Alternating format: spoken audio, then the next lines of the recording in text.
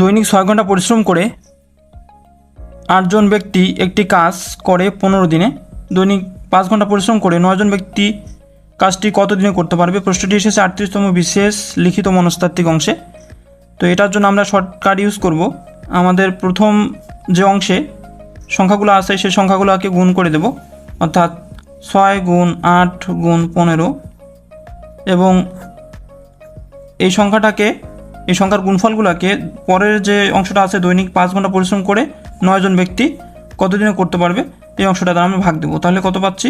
5 গুণ 9, অর্থাৎ প্রথম অংশে 6, 8 এবং 15 গুণ করে দেব, এবং পরের অংশ যে 5 এবং 9 আছে সেই 5 গুণ 9-এর যে গুণফল দ্বারা উপরের অংশটাকে ভাগ দেব। তাহলে আমরা যদি 5 দিয়ে 15কে ভাগ দেই 3, এবং আমরা যদি এখানে 3 6কে ভাগ দিই তাহলে 2, এবং 3 দিয়ে যদি আমরা 3 9কে ভাগ দিই 3, উপরের 3 এবং 3 কেটে যায়, তাহলে থাকতেছে 8 গুণ 2, অর্থাৎ 2 গুণ 8 সমান হচ্ছে 16 দিন। অর্থাৎ ওই কাজ 5 ঘন্টা 9 জন ব্যক্তি 16 দিনে শেষ করতে পারবে। তাহলে আমাদের অ্যান্সার হচ্ছে খ। তো এই ধরনের প্রশ্নে যদি আসে তাহলে আমরা কি করব? প্রথম 3টা অংশ গুণ করে দেব, এবং সেই 3টা গুণফলকে আমরা পরের যে 2টা সংখ্যা থাকবে সেই সংখ্যাটা দ্বারা ভাগ করে দেব। তাহলে আমাদের নিম্ন উত্তর পেয়ে যাব। তাহলে আমরা আরেকটি প্রশ্ন লক্ষ্য করি। 16 জন শ্রমিক যে কাজ 25 দিনে করতে পারে সেই কাজ 10 দিনে সম্পন্ন করতে কতজন শ্রমিক লাগবে?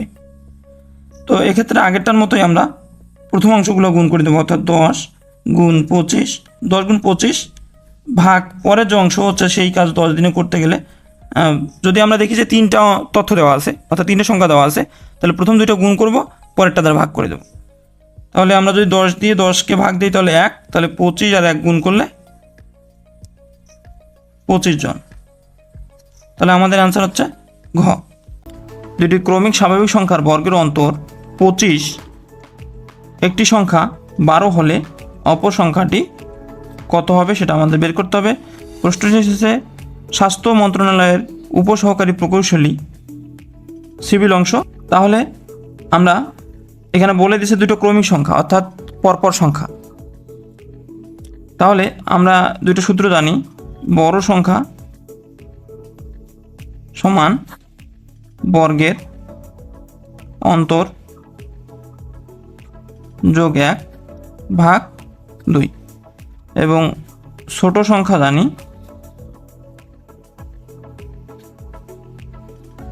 বড় সংখ্যা বিয়োগ 1। অর্থাৎ আমরা বর্গের অন্তরের মাধ্যমে বড় সংখ্যা বের করতে পারি, এবং ছোট সংখ্যাটা হচ্ছে বড় সংখ্যাটা যে বের হবে সেটা থেকে 1 বিয়োগ করলে যে সংখ্যাটা পাবো সেটাই হবে ছোট সংখ্যা। তো এখানে কিন্তু একটা সংখ্যা দেওয়া আছে 12, তাহলে অ্যান্সার হবে 12-র পরের সংখ্যা অথবা পূর্বের সংখ্যা, যে কোনো সংখ্যাটি হতে পারে। আমরা জানি না যে আসলে কোনটা 11 অ্যান্সার হবে নাকি 13 অ্যান্সার হবে। কারণ কি বলুন তো? কারণ হচ্ছে এখানে বলছে ক্রমিক সংখ্যা। ক্রমিক সংখ্যা মানে কি? পরপর সংখ্যা। একটা যদি ক হয় পরের সংখ্যাটা হবে ক প্লাস 1, এটাকে বলা হচ্ছে কি ক্রমিক সংখ্যা। অর্থাৎ 1 1 করে বাড়বে, এই সংখ্যাগুলোকে বলা হচ্ছে ক্রমিক সংখ্যা, অর্থাৎ পরপর। অর্থাৎ 12 যদি হয়, এটি সংখ্যা যদি 12 হয় তাহলে পরের সংখ্যাটা যদি হয় তাহলে 12 যোগ 1 সমান 13, অথবা কি হতে পারে 11 যোগ 1 সমান 12।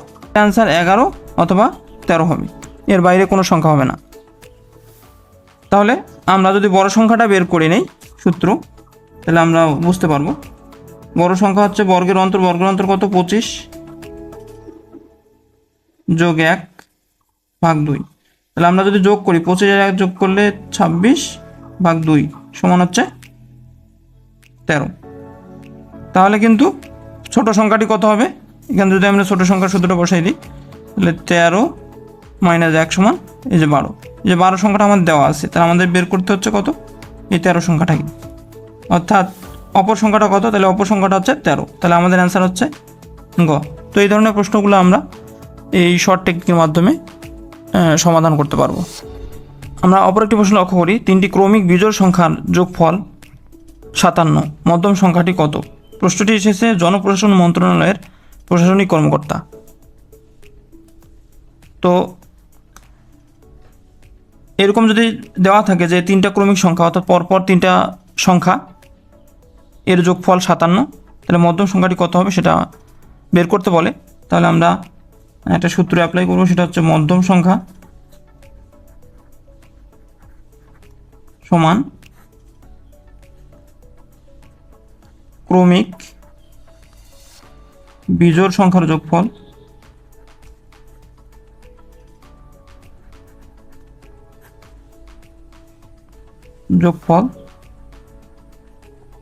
ভাগ 3। যেহেতু 3টা সংখ্যা আছে সেজন্য 3 দ্বারা যদি ভাগ দিই তাহলে আমাদের মধ্যম সংখ্যাটা বের হয়ে আসবে।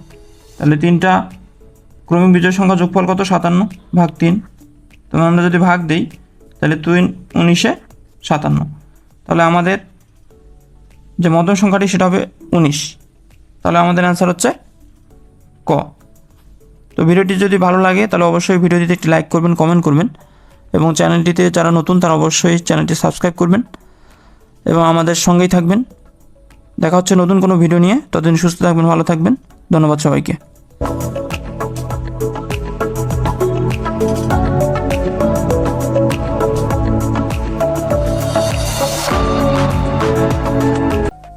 আচ্ছা, আমরা আরও একটি প্রশ্ন লক্ষ্য করি,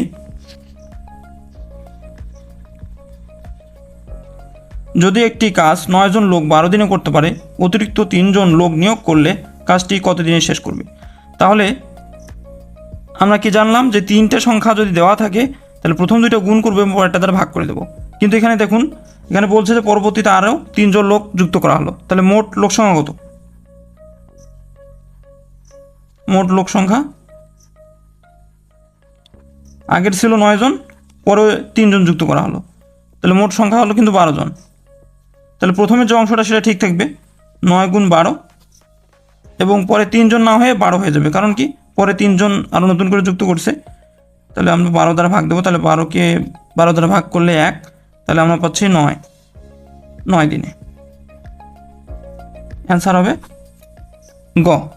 তো ভিডিওটি ভালো লাগলে অবশ্যই ভিডিওটি লাইক করবেন, কমেন্ট করবেন, এবং চ্যানেলটিতে যারা নতুন অবশ্যই চ্যানেলটি সাবস্ক্রাইব করবেন এবং আমাদের চ্যানেলের সঙ্গে থাকবেন।